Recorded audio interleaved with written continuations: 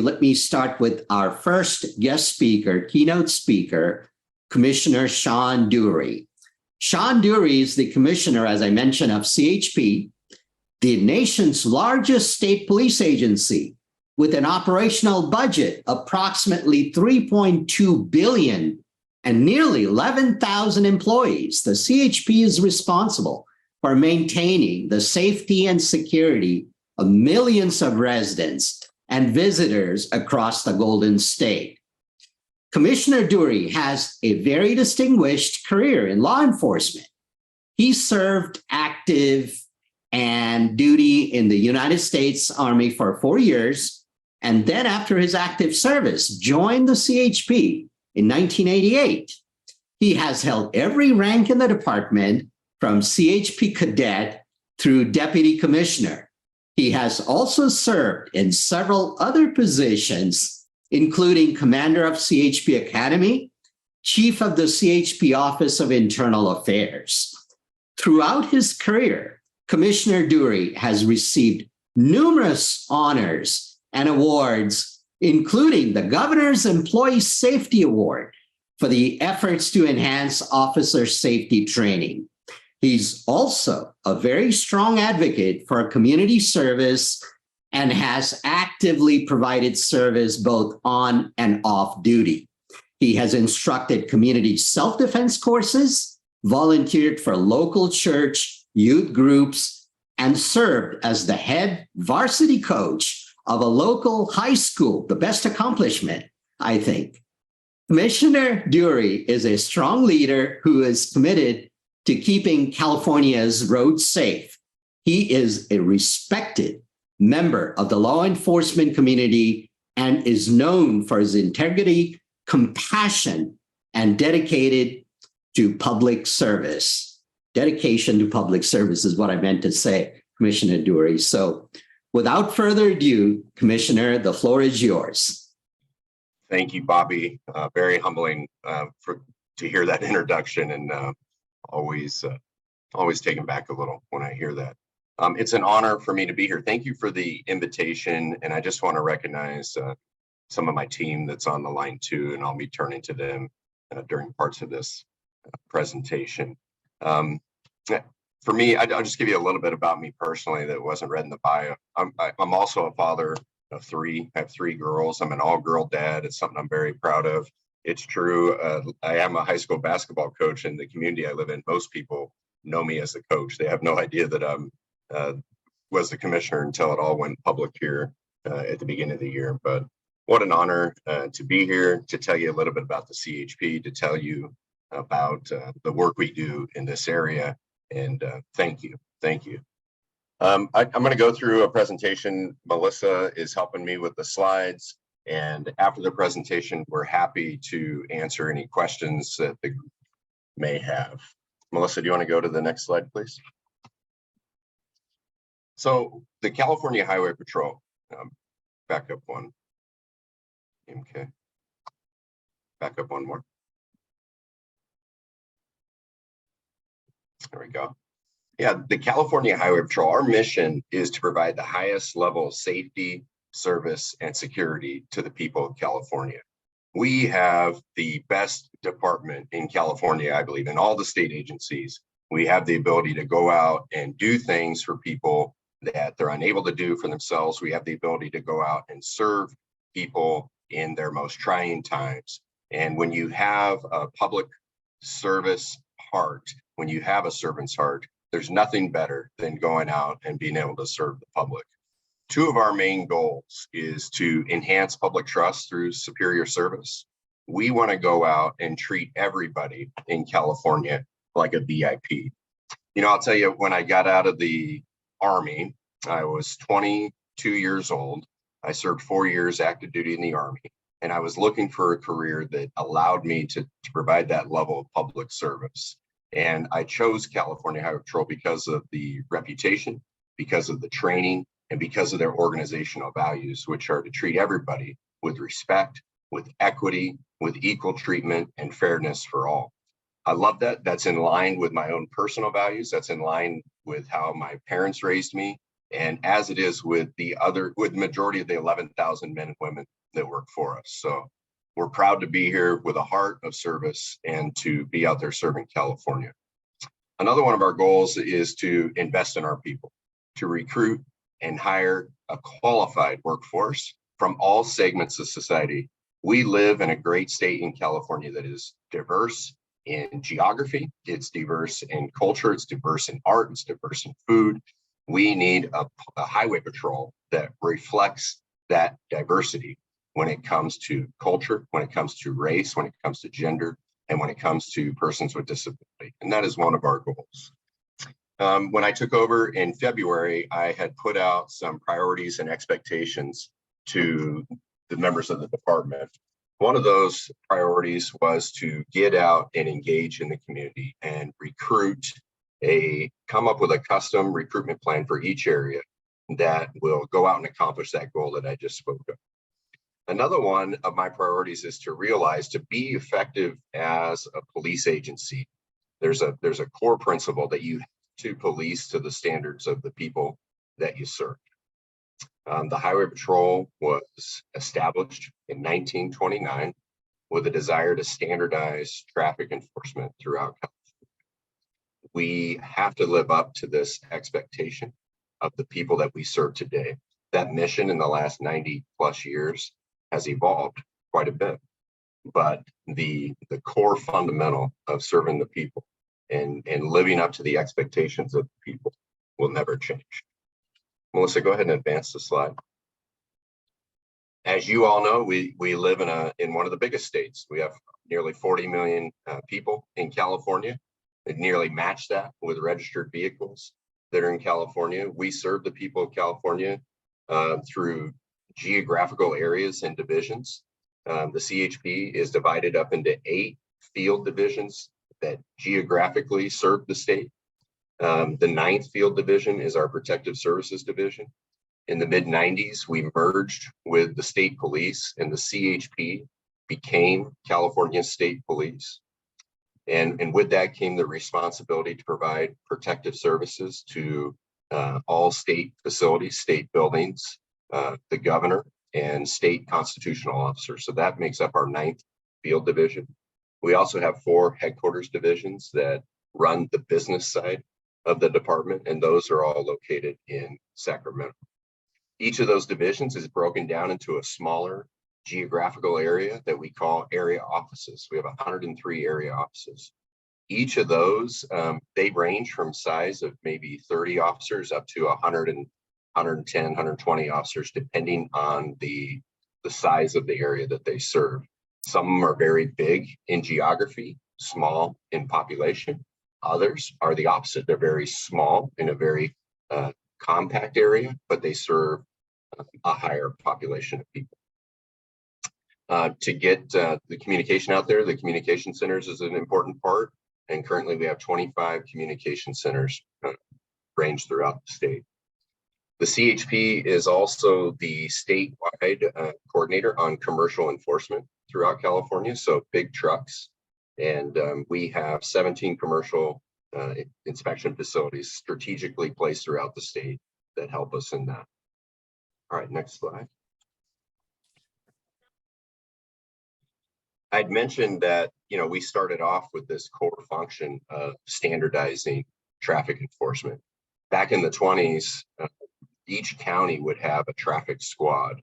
And with that, there became some issues of inconsistencies. One county would enforce traffic laws one way, another would, you didn't have that equity and that equality throughout the state.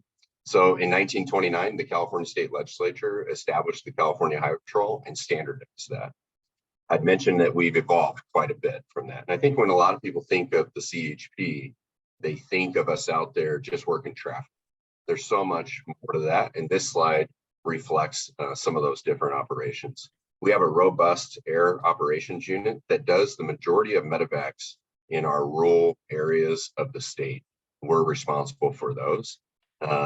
We have the academy. We have one of the only living academies left in the nation. It's in West Sacramento. Currently, we have about 350 cadets They're at different levels of training, going through the academy.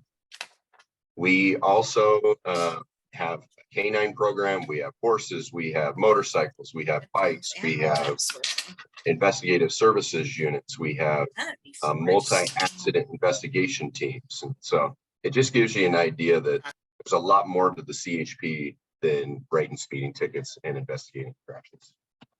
All right, next slide. I think when you ask yourself why the CHP needs to be focused on dealing with disabled people or serving disabled persons in California, you look at the number of public contacts we have. And I was thinking about this morning.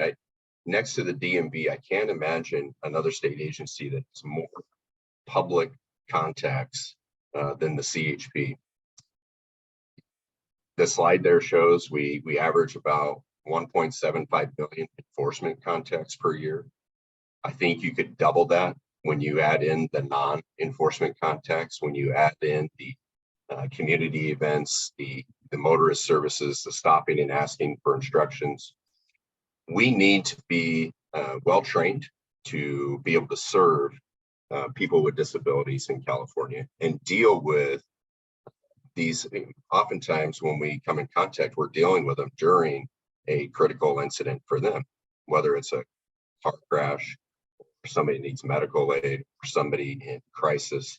And as a law enforcement officer, our personnel need to be well trained and the ability to deal with that.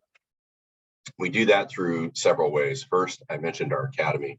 Our academy is one of the most robust police training programs in the nation. And the cadets attend and they live at the academy for 26 weeks. They do a series of learning domains. One of those that they have to be proficient in. Some of those are post-mandated or the peace officer standards of training mandates, and others are agency specific that we feel are important, that the department mandates. To give you an idea, post is about 650, a little over that 650 mandatory hours to get that basic level to be a police officer. We double that with the curriculum that we put the cadets through. One of those specific to this topic is recognizing people with disabilities and learning ways to help and assist and communicate and just mitigate situations when you come across people with disabilities. Another part is the mental health training. This is something that has evolved during my career for sure, and really I'd say about 8-9 years ago, under the direction of Commissioner Ferrero, the department really took a stance of preparing our officers with robust mental health training programs so that we could recognize when we come across mental health people suffering from a mental health crisis and how to get them the help that they need. One of the approaches that we take when we're training the uniform staff is, you go to the academy for 26 weeks. You can imagine you're just taking all this information and taking tests, and there's a lot of, sometimes we worry about how much of that is retained. And so we feel so strong about the training for mental health and the training for persons with disability that we come back to it in that first year, and we bring them back during that first year. After they've been out for a while, we give them additional training. We also do annual refresher training, both on the uniform and the professional staff side. So when we talk about professional staff, we're talking about our dispatchers, our commercial vehicle inspectors, our personnel that work at these 103 area offices and have contact with people every day.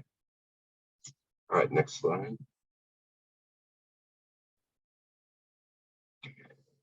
It's not all about enforcement.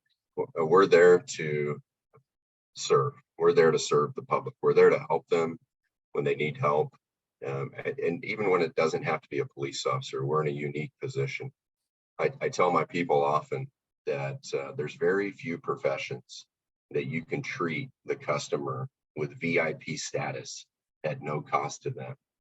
And if you think about that, there's only a few that I can think of: school teachers, maybe medical providers, and state or government workers, we have the ability to treat the customer like a VIP, regardless of their ability to pay, regardless of their social status. And you see some examples of that here. The main picture in that slide, maybe some of you saw that on the news a few years ago. We got a call to the DMV for a disturbance. When our officer got there, he recognized that the woman was hearing impaired, was having a difficult time communicating, and he happened to have some background in ASL and was able to use sign language to communicate with her. And what an opportunity that was for him to be able to serve. Community engagement is important to us. It's a priority for us, whether it's at the local level, getting out into the communities.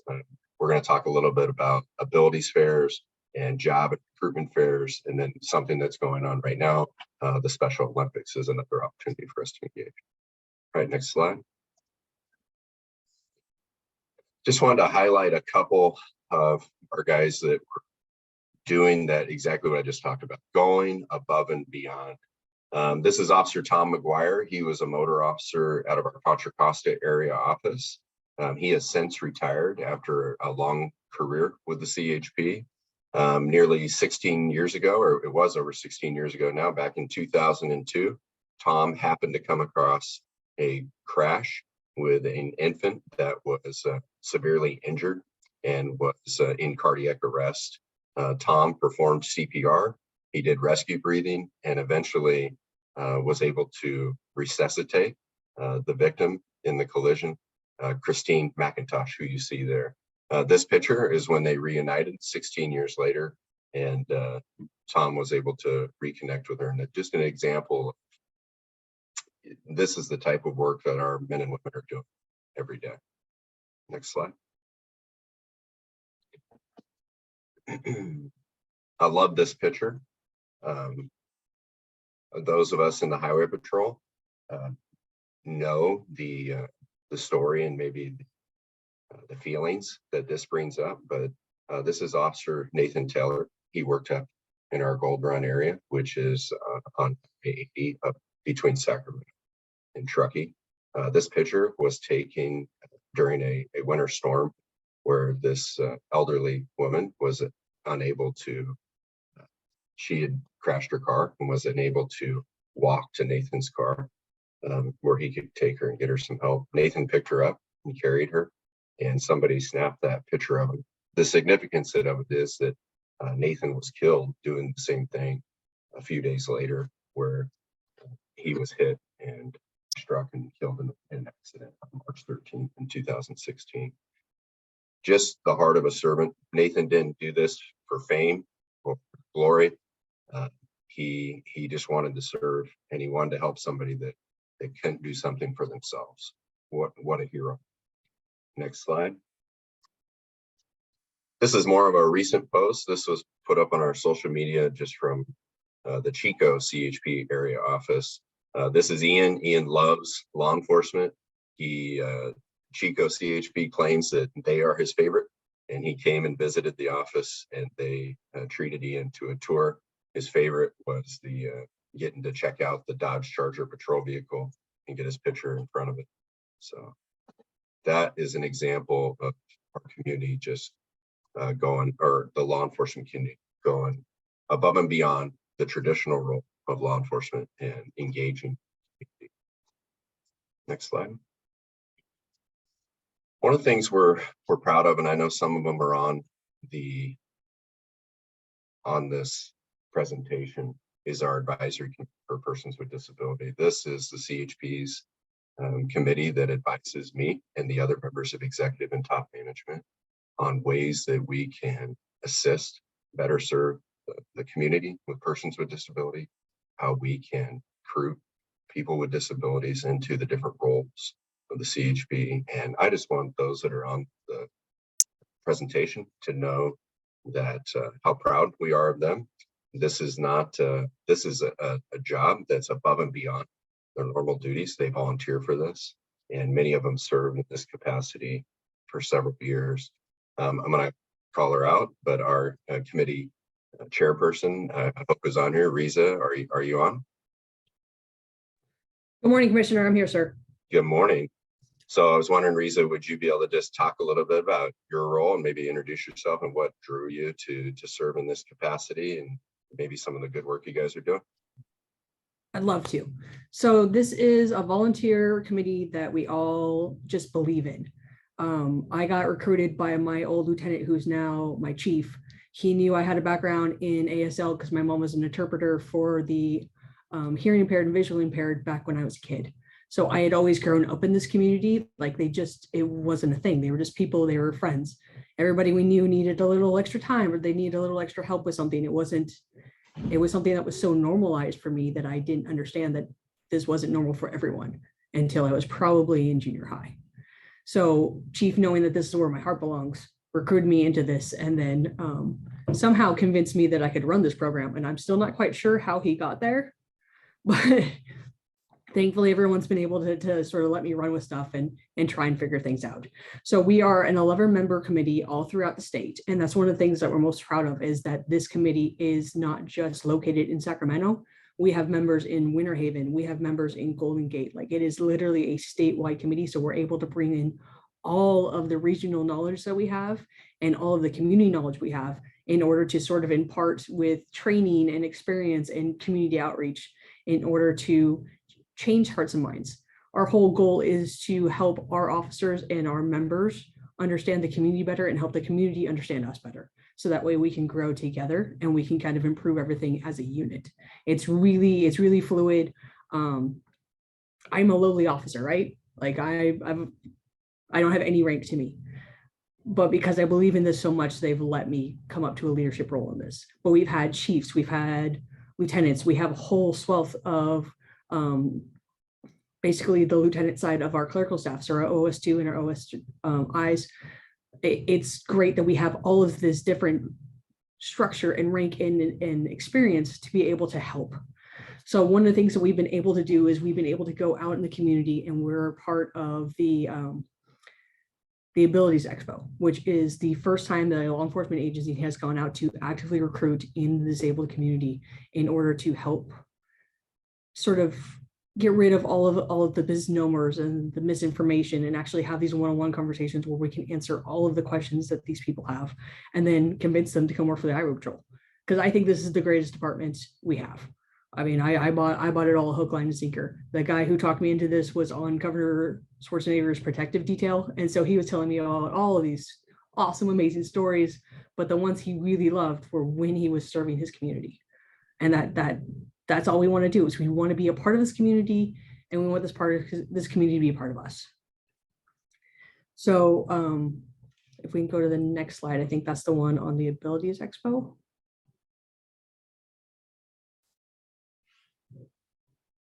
Excellent. So we used to have two Abilities Expo. One was in San Mateo and one is in Los Angeles. Due to financial restraints, the people that run the Abilities Expo is only in LA now, which is a little bit of a bummer because we really like reaching as much of the state as humanly possible. We have been part of the Abilities Expo since 2017. We are the first state agency and the only law enforcement agency. There is one more state agency that's joined and we were super excited to have, a fellow agency with us. We reach anywhere from our highest was, let's see, I want to say we had 1,300 people we contacted in a weekend.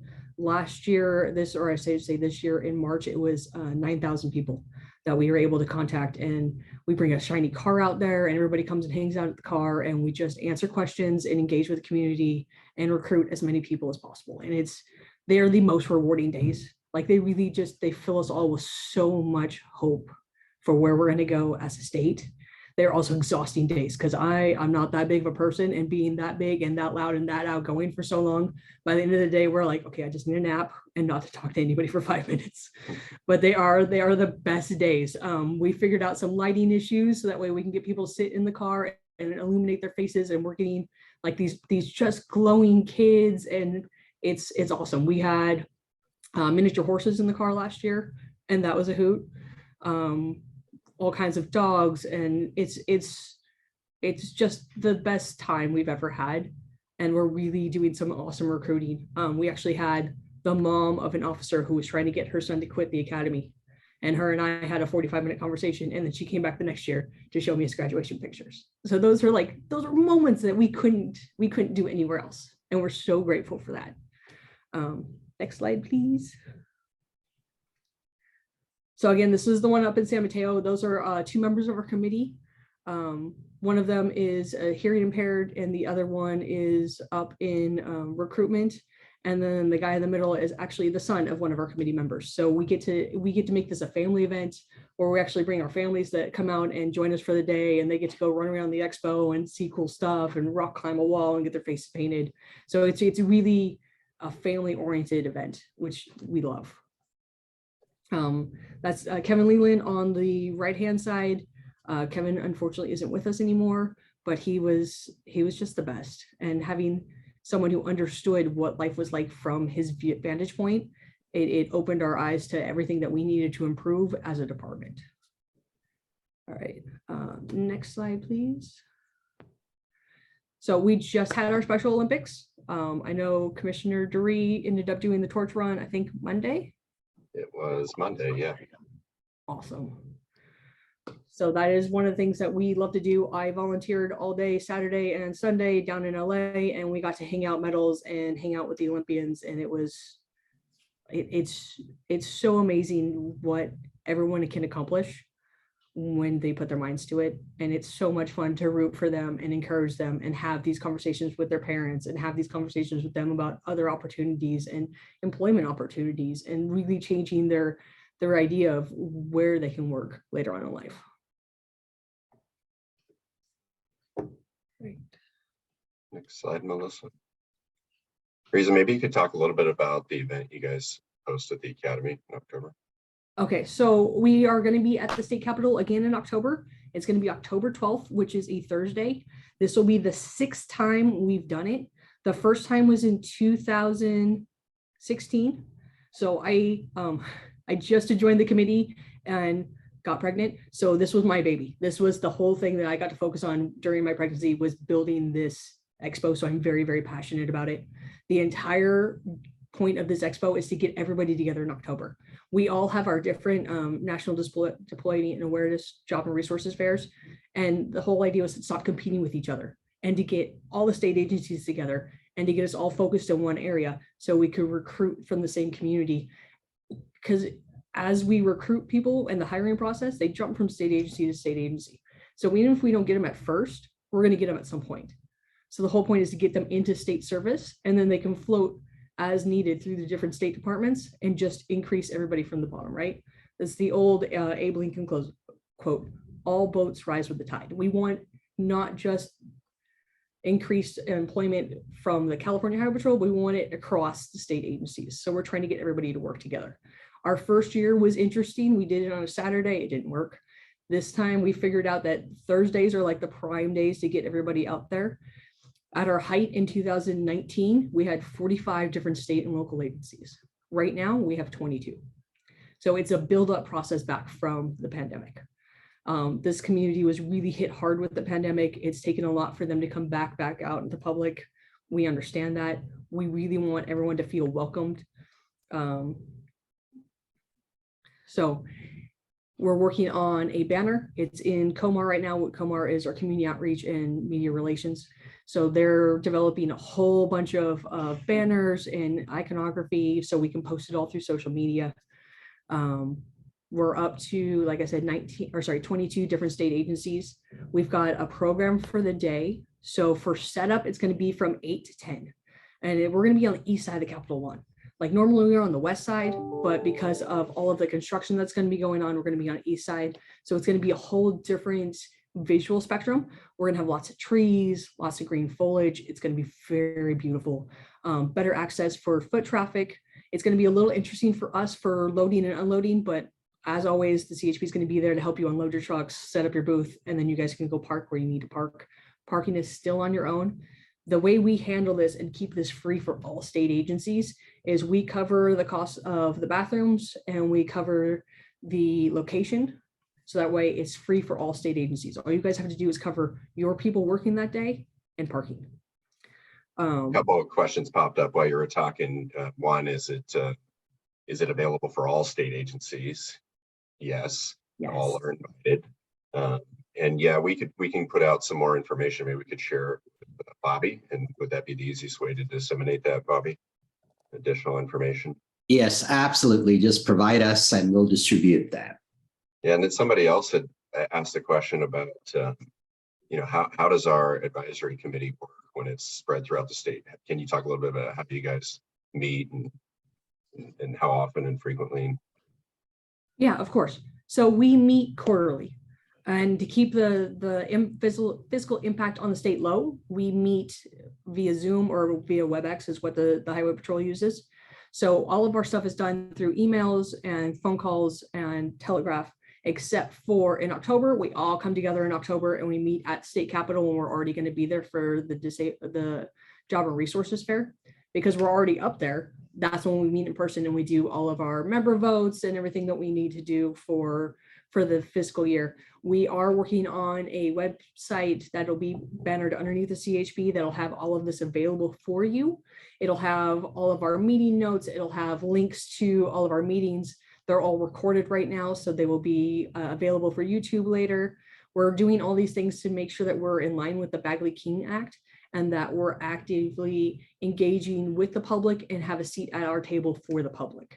So eventually these will be available for anyone to join and anyone to watch how we do, so that way they're free and transparent.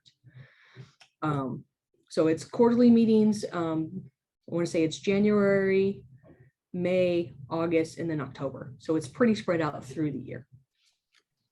We do have an art contest, which is awesome. That's something that our committee does. And oh, perfect. Thank you. So we have a statewide art contest that is for adults with disabilities in different regional centers.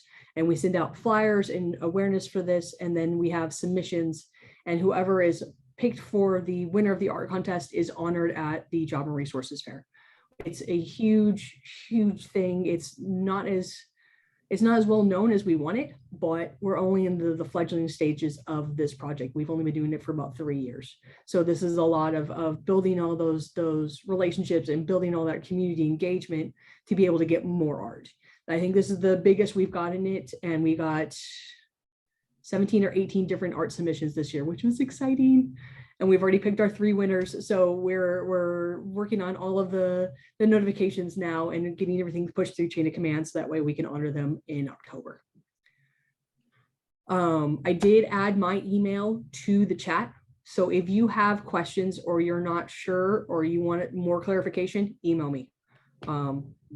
We'll respond right away. I'll get you everything we've got. A lot of this, we come up with these amazing ideas, and then I run it up through chain of command, and chain of command says, hey, that's cool. And then we go over to Comar, and Comar makes it pretty for us, because big dumb cop, like I can't make art. There's a lot of stuff I could do. Art's not one of them. So I got to go to somebody who's smarter than I am that makes pretty things. And then it comes back to me, and then I can disseminate it out. So that's why that process is so delayed, and where I can't say, hey, we're doing this thing, but I don't have a flyer for you yet. I will. It's coming. Like I said, someone smarter than me is going to make it something pretty. But as you can see, these are 2 of our posters from the last 2 years. The one on the right is from 2019, and the one on the left is 2022. The one on the right I actually loved, because the banner with the canine on it wasn't just a picture. It was a whole macrame shield that I got to carry around all day, and I thought it was just the prettiest thing ever. And it was so much fun to run around with like a canine shield and display it for everyone. Sorry, little dorky moment. That was like, these are the cool little moments that we get to have that aren't traditional law enforcement moments, that are so rewarding, because we really want to be a part of this community, and we really want people to come work for the Highway Patrol, because this is the best place to work, and the benefits are amazing, and the job is great. And the more people we have, the more diversified our workforce is, just like Commissioner Duryee was saying, the better we are as a department. So this is really, this is all hearts and minds for us. This is really where we want to be. All right. Okay, and next slide, please.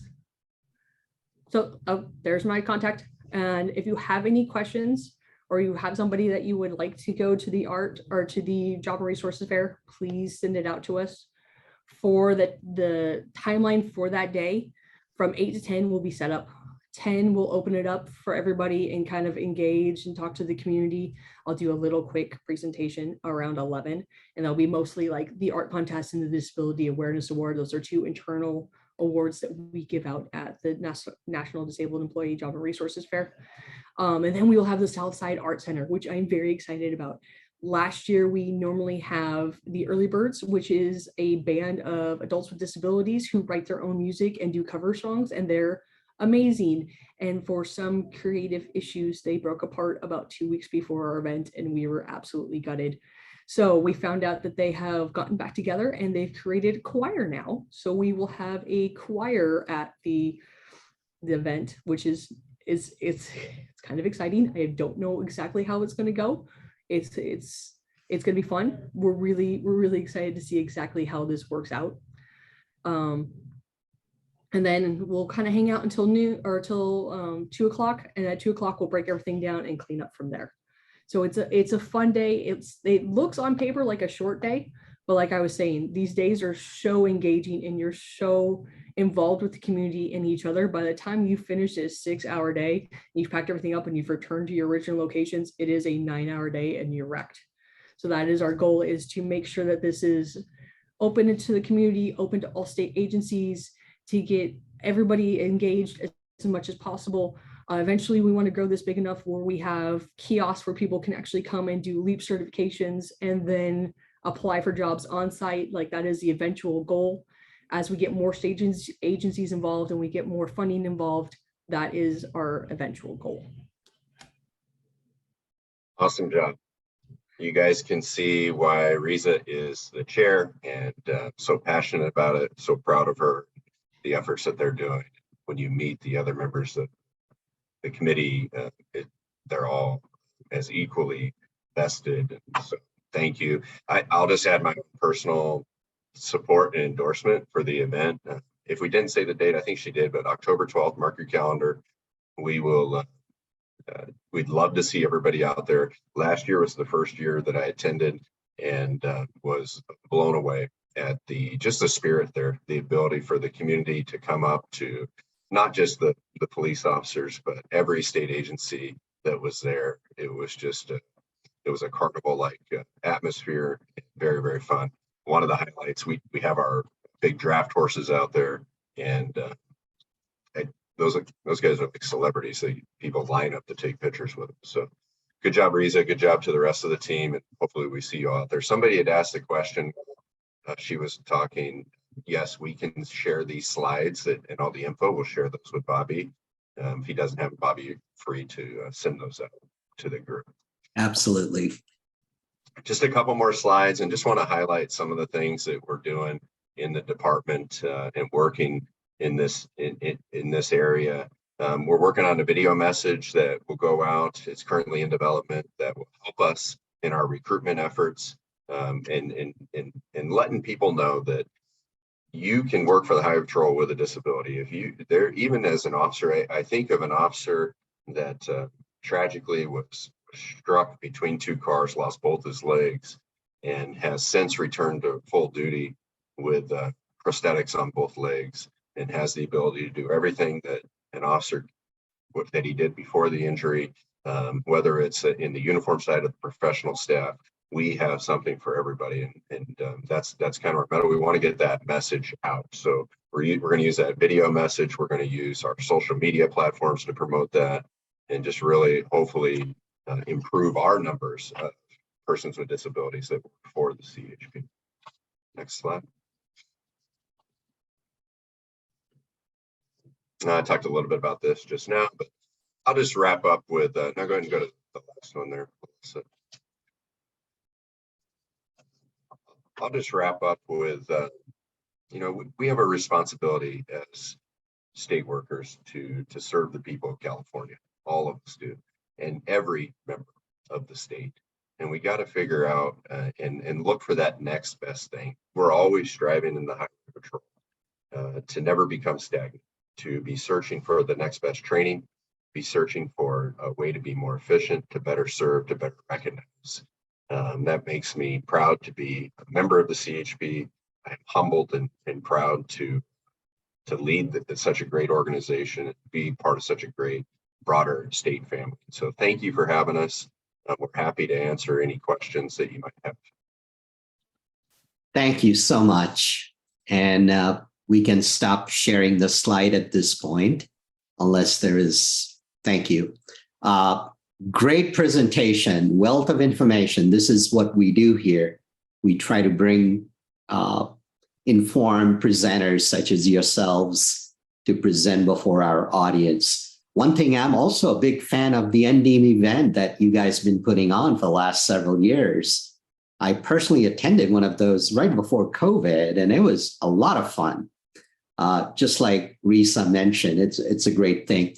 One thing, Commissioner, that struck me as a new information to me, pardon my ignorance, is if you're disabled or you got hurt on the job, you were a peace officer and you got hurt on the job, or if you were just disabled, want to become a peace officer, what are the process that you go through to qualify for that position and perform?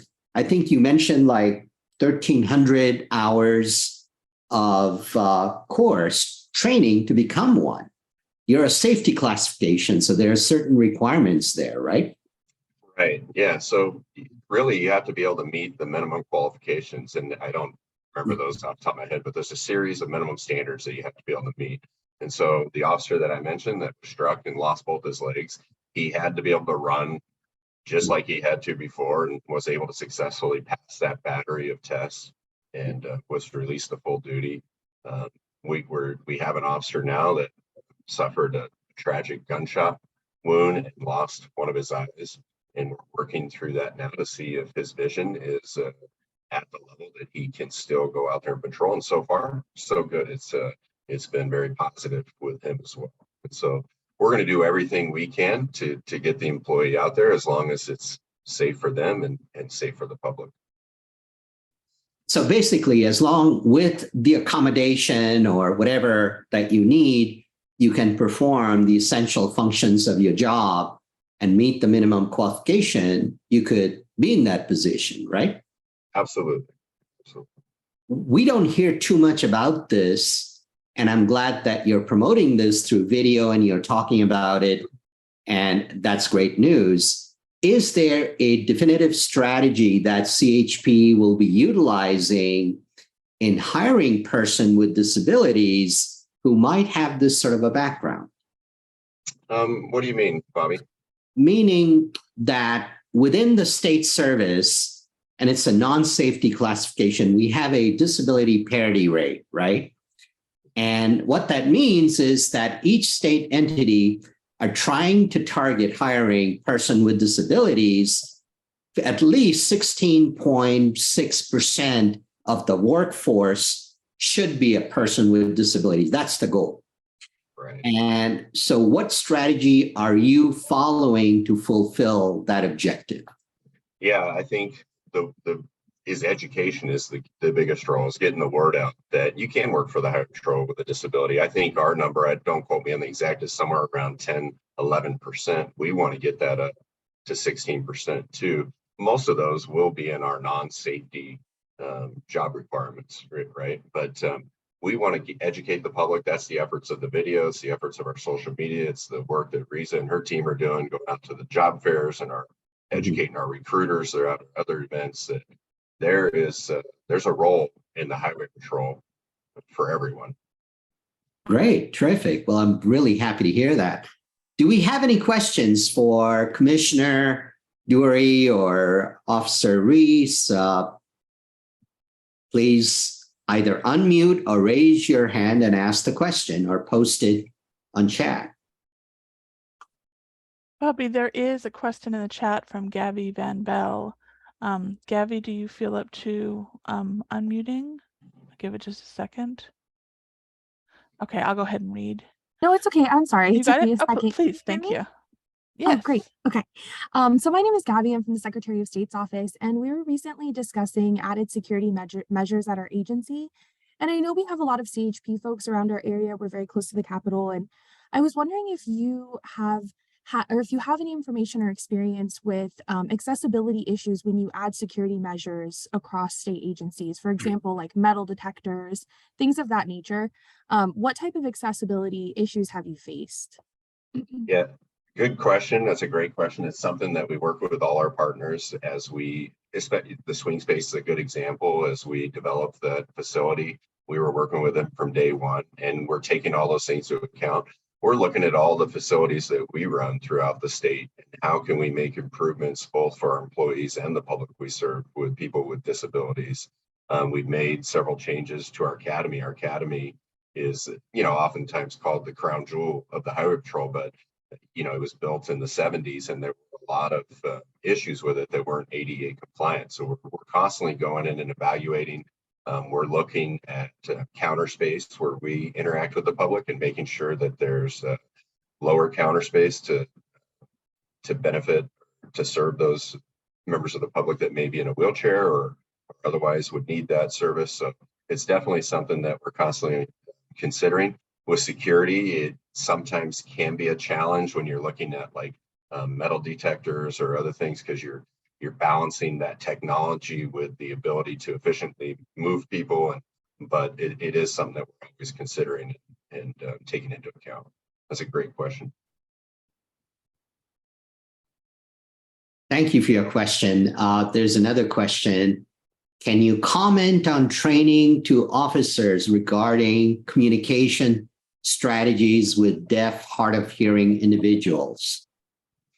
Yeah, absolutely. And I grew up with my cousin is deaf, and we were the same age when we grew up together. And so I have a little bit, like Reese, I grew up with a little bit of that as a background, but we do want to prepare our officers. A movement that's going throughout the nation right now. We're members of the International Association of Chiefs of Police, and many agencies throughout the nation are working on what we're calling visor cards, or cards that allow us to communicate through pictures or other illustrations for the employees that don't know any ASL. And so we train all our employees to recognize these issues, and then especially oftentimes you have to take that into account when employees maybe don't, or members of the public don't respond to a siren or other audible warnings. And so we have to have a lot of patience. But these visor cards would allow us to be able to communicate through a couple common paths of communication that we would need to do with people that are hearing impaired. So that's something that we're developing now within the CHP. Fantastic. Great information. On this Ability Job Expo, are there any specific angle that you pursue to invite and entice person with disabilities to apply? And you also mentioned that you have a LEAP certification booth. How does that logistically would work? Risa, you want to take that one? Absolutely, Commissioner. So we don't have a booth yet. That is our goal, is to get a booth up and running. We've seen it at a couple different places where people can actually log into the LEAP system and get certified that way. Yeah. So that is our eventual goal. We're not there yet. Okay. But for advocating for persons with disabilities, we actually send out flyers to local regional centers. We send out flyers to all the different state agencies. We post through social media. A lot of it's word of mouth. Like how this community works, it's very insulated. And it's one of those things where you have to earn people's respect, and you have to do it through action. So once we start doing those actions, it catches its own weight and it becomes like a wildfire. And that's when we're seeing the best results. Great. Thank you. We have Corey Lemmings with his hand up. Corey, go ahead, unmute and ask your question. Hi, my name's Corey. I work for the Department of Rehabilitation. Regarding the LEAP booth, DOR QRPs and myself are qualified to certify people for LEAP. We'd be happy to help with your LEAP booth. That's awesome, Corey. So I actually just sent you an email because I saw you in the chat earlier saying, hey, contact me. So I've just sent you an email and we'll work on that offline. Wonderful. Another piece of information I want to share with you, we have collaborated with DOR, the Department of Rehab. And they have done LEAP certification virtually as well through some of the job fairs that were done virtual. So that's another possibility you might want to consider. We have Oshpid with hand up. Please go ahead, unmute and ask your question. Hi, my name's Lisa Kilgore, and I'm with the Office of the State Public Defender. And I just have like a quick general question for Raza about the job fair event as far as accessibility. I am the chairperson for our agency, but I'm also a wheelchair-bound person. And the layout that the job fair were as far as booths, because I'm going to try to encourage my agency to see if we can be a part of this. Will the layout of setup be accessible for me? Because I know you mentioned how it's going to be in this really nice, you know, grassy area, trees, all that kind of stuff, you know, and people in wheelchairs, grass, gravel, that type of terrain is really trying for us. So I was just curious. So the way we have it set up is our booth is on the grass, but we butt up to the concrete sidewalks. So that way it's flat, it's level, there's no big cracks. That's all stuff that we take into account when we're picking our location for our booths, is to make sure that people can walk up or roll up or however they need to approach the booth in a very, very safe manner. And then we have the booths outside of that natural path of travel.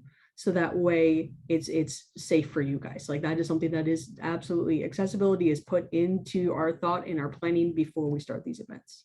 So if we were to have a booth, you're saying, so our booth would be set up on the grass.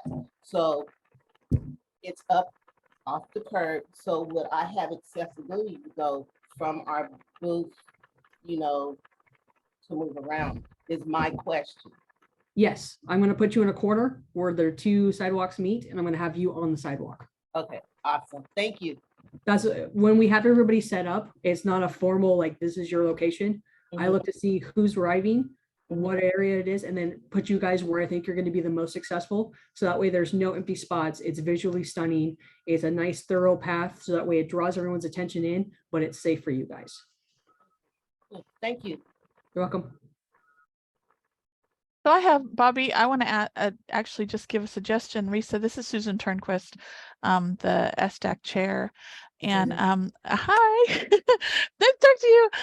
I'm wondering if you would be willing to do a follow-up maybe next year. A special area of interest that I have recently is how to make events accessible. I think that's something that's of a big interest. And I would love to hear, you know, if you get feedback from the community, just like this conversation that you just had, maybe you could present. I would love it. I guess it's a suggestion. I don't mean to give you work, but I am kind of suggesting it would be great to hear, you know, your responses and feedback maybe next year about how this went, or even after the event, especially if you were to give tips and tricks to other agencies about how to run accessible events, because it isn't a one tier thing. There are lots of different parts that I've been reading about this. There are lots of different parts that go into it, making accessible for, you know, persons who have mobility issues, making accessible for persons who have visual limitations or audio limitations, or, you know, there's a lot of different parts and pieces that go to that. And I think that would be useful for many agencies to hear about how can you consider making your events more accessible. And we love when we hear agencies talking about, you know, we did it. Let me tell you how we made it work, you know, that kind of thing. So that's it's a suggestion for you. You don't have to do it, but if you are willing, I'm sure that everybody would love to hear that. I think that's something we could pretty easily do. So, I mean, it's an organic after action review, which is something we do after any major event. Yeah. Our Q4 meeting is pretty much just that. We sit down and be like, all right, because we go out that night and I take my notebook out and I'm like, all right, what did we do right? What do we do wrong? What do we can fix for next year? So our save the show list, all the things that we bring to the party have been growing every year of this is how we make it successful. And these are the lessons we've learned. So I don't think that would be hard to make that into a little quick presentation, and we could talk about it maybe January or February of the following year. I know So we that's would love to really hear cool. that. And also, if I'm going to give you 2 cents that I read recently about persons in the disability community reacting to events, one of the things that can be helpful is literally having a place at your event where someone can go to ask about, you know, basically your accessibility coordinator, your accessibility corner, so that if somebody is like confused, where do I need to go, or is there a map, or what am I going to do? You have somebody that's already planned at the event to do that. Just as a 2 cents that I can pass on to you based on my reading and what I've heard from the community. So that's why we run it as a CHP, is we have 3 giant canopies that say CHP, California Highway Patrol. Yeah. Me and the giant campaign cover, and I'm like, this is the guy. This is where you go to. This for is where you're answers. gonna go. Yeah. This is so we have them come straight to us for when they do setup. Anybody who comes in, they come into our booth first, and we're very gregarious and, hey, how's it going? How can we help you? Where do you want to go? And then we walk them to where they want to go, and then they end up wandering through after that. That's So awesome. That was one of the first things we did, was how do we convince people that this is cool, and how do we make sure that they have the information they need? Well, thank you for listening to my suggestions. I'm grateful for that. Thank you, Susan. I appreciate the question. And, I was also impressed by the fact that you're putting up with or introducing web pages where you'll have your DAC meetings listed, the minutes, and all of that to comply with the Bagley Clean Act. And that's a really impressive development for disability advisory committees to have. You're setting examples of what DAC should be for all the other state entities. So thank you for doing that. Do we have any more questions for either Commissioner Duryee or Officer Reese? There is one more question in the from Rihanna. Okay. To everyone in the comments, can you comment on the awareness training that officers received for interacting with people that may have behavioral disabilities? Yeah, I could take that one. And that's something I mentioned briefly in the presentation, but it's something that's really we're proud of, and it's evolved quite a bit in the last decade or so of the CHP. I'll tell you, when I came on, there was a training that you come in contact with somebody. I'll give you a scenario that CHP officers may often come in contact with, like a pedestrian on the freeway.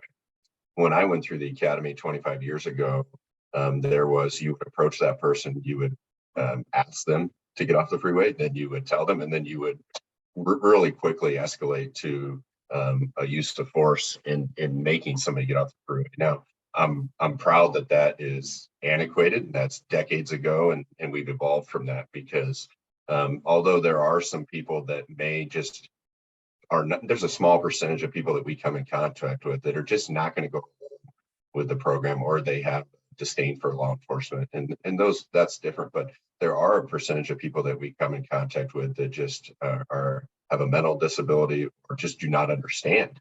And we are taking a different approach of allowing time, taking different approaches in how we communicate, in our tone, in the way we approach somebody. And we think that is super important. Now, how do we do that? How do we accomplish that? We intertwine that approach in every learning domain that we do at the academy. And we do a lot of scenario-based training in the academy, where you run through scenarios of dealing with people with disabilities and train the officers in how to react in a way that would get the most peaceful and sensible resolution. And I'm proud to say that works. I was in a briefing yesterday where they were talking about coming in contact with a suspect with a knife. And, years ago, that would not have ended well, an interaction with a suspect with a knife and law enforcement. And through this different approach, we were able to safely resolve it in a way and get that person the help that they needed while they were in that crisis. And so always work to do, always more. And that's, I think, our drive is to look to be the leader in this, look for the next best thing. And to do that, we work with groups like NAMI and other experts to develop our training and constantly be seeking for ways to improve. So I hope that answers your question. And then I see a follow-up popping up there. What effect will this new approach have on officer safety? Honestly, I think it improves officer safety because it reduces the violent, confrontations that maybe we were having in the past. Now, officers can't go in there with their guard down. Unfortunately, this is that we're asking the men and women that in any law enforcement, they're wearing a uniform that everybody knows what they stand for. And so, but you don't always know the intentions of the person that you're dealing with. You don't always know, is it somebody suffering from a disability, or is it somebody just would consider it a badge of honor to hurt or harm a law enforcement officer? And so they really have to approach it in a way that protects their safety, but also doesn't compromise the safety of the people we're serving. Thank you so much. Are there any questions residual? If not, please send us the slides and I'll happy to share that with the rest of the audience. It's been a very informative presentation. We learned a lot. And, both of you and members of your team are always welcome to come back and present at SDAC. So thank you so much for taking time from your busy day to be here today. Thank you. And thank you all for what you do. Thank you. Well, that was Commissioner Duryee and Officer Risa, who presented us with a wealth of information, a really informative presentation. So thank you. Now we're going